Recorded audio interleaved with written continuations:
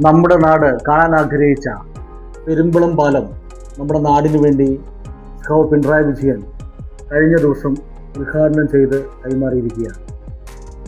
ഞാൻ ഇന്നലെ ആ പ്രദേശത്ത് പോയപ്പോൾ ഒരു വലിയ ഉത്സവം നടക്കുന്ന അന്തരീക്ഷമായിരുന്നു ആ പാലത്തിൽ മുഴുവനും കാണാൻ കഴിഞ്ഞത്. ശരിക്കും ആ നാട് ഏറ്റുവാങ്ങി എന്ന് മാത്രമല്ല, കേരളത്തിലെ പല പ്രദേശങ്ങളിൽ നിന്നുള്ള ആളുകൾ പോലും വന്ന് ഈ പാലം കാണുന്നതിന് വേണ്ടി അവിടെ ഓടിയെത്തുന്നത് നല്ല കൺകുളിർന്ന കാഴ്ചകളായിരുന്നു. ഇതൊക്കെ ഒരു നാട്ടിൽ മാറ്റങ്ങൾ ഉണ്ടാകുമ്പോൾ ആ മാറ്റം കാണുന്നതിന് വേണ്ടി ഇതൊരു മാതൃകയാണ് എന്നുള്ള നിലയിൽ കാണാൻ ആഗ്രഹിക്കുന്ന ജനങ്ങൾ ഈ നാട്ടിലുണ്ട് എന്നുള്ളതിൻ്റെ വലിയ ഒരു ഉദാഹരണമായിരുന്നു നിറഞ്ഞു നിൽക്കുന്ന വാഹനങ്ങൾ കൊണ്ട് തിങ്ങി നിറഞ്ഞു നിൽക്കുന്ന ആ പ്രദേശം കാണാൻ. ഞാൻ അവിടെ കണ്ടത് ഒരു രാഷ്ട്രീയത്തിൻ്റെ ആളുകളെ മാത്രമല്ല, പല രാഷ്ട്രീയ പാർട്ടികളിൽപ്പെട്ട ആളുകളെ പോലും ഞാൻ അവിടെ കണ്ടവരുണ്ട്.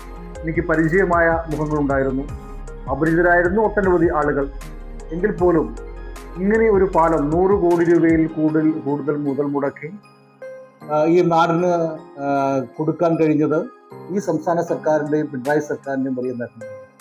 ഇത് പറയുമ്പോൾ തന്നെ ഞാൻ നമ്മുടെ ഈ നാട്ടിലെ ഇടതുപക്ഷ ജനാധിപത്യ മുന്നണിയുടെ പ്രവർത്തകരോട് എനിക്ക് സൂചിപ്പിക്കാനുള്ളത്, ഈ വികസനങ്ങൾ കണ്ട് നമുക്കെല്ലാ വോട്ടും കിട്ടുമെന്ന് നമ്മൾ ഒരിക്കലും പ്രതീക്ഷിക്കുന്നു.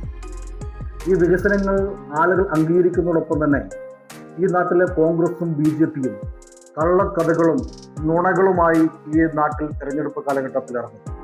അതിൻ്റെയൊക്കെ ദുരിതഫലം അനുഭവിച്ച ആളുകളാണ് ഞങ്ങളെല്ലാം. നമ്മൾ പോലും ചിന്തിക്കാൻ കഴിയുന്നതിനപ്പുറത്തേക്ക് വർഗീയവാദങ്ങൾ, സമുദായമായ ചേരിതിരിവുകൾ, കള്ളങ്ങൾ, 100 നുണകൾ പ്രാവശ്യം ആവർത്തിച്ചാൽ അത് സത്യമാക്കി തീർക്കാൻ കഴിയുമെന്നുള്ള തെളിയിക്കപ്പെട്ട ആളുകളാണ് ഈ നാട്ടിലെ കോൺഗ്രസ്സുകാരും BJPക്കാരും.